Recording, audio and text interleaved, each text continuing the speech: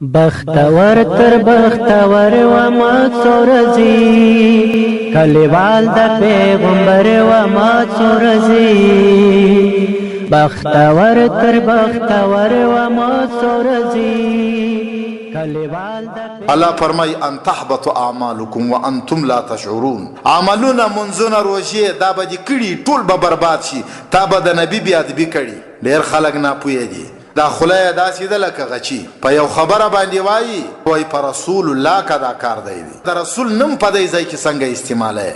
نن سبا خلک په معمولی خبرو قسمونه علي الله سونو باندې قران را لیدا چې ورته مخې ته پیش کړي په معمولی 2000 لکه پیسو باندې دې ته دې فکر نشته نو قران دغه رقم مې استعمالوي چې په اړه خبره باندې تا دې قران وایي د رسول خلکو څومره قدر کړی شیخ حسن جان صاحب ډیر لوی عالم دی هغه خپل فرمایي وای زه لاړم مدینه منوره ته الته مې یو بوډا ولیدو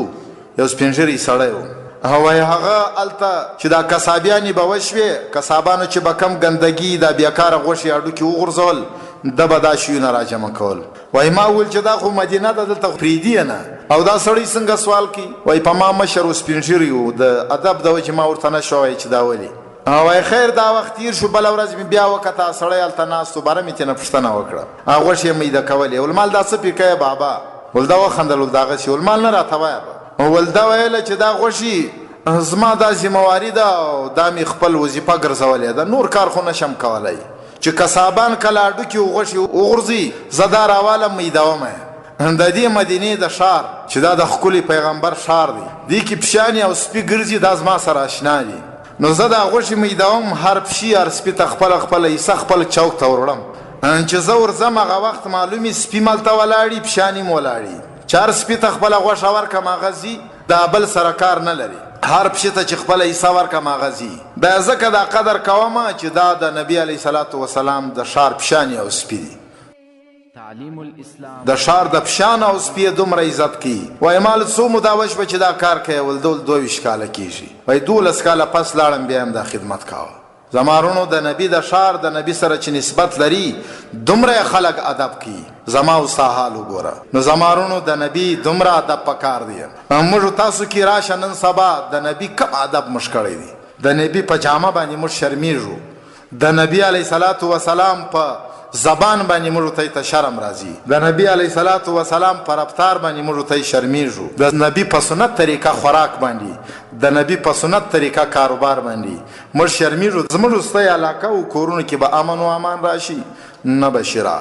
زمارونو نبی علیه صلات وسلام دشمنان په دنیا کې تیر شي او اوسم شته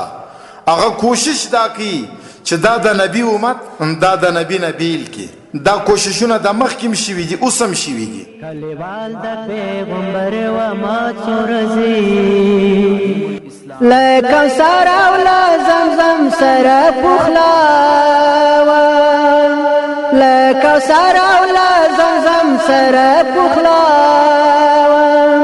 بس لتن دی مرور و ما څورزي کلیوال د پیغمبر و ما څورزي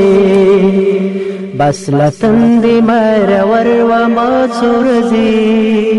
کلیوال د پیغمبر و ما څورزي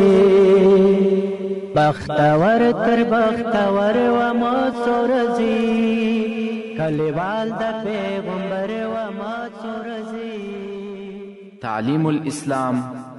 رادیو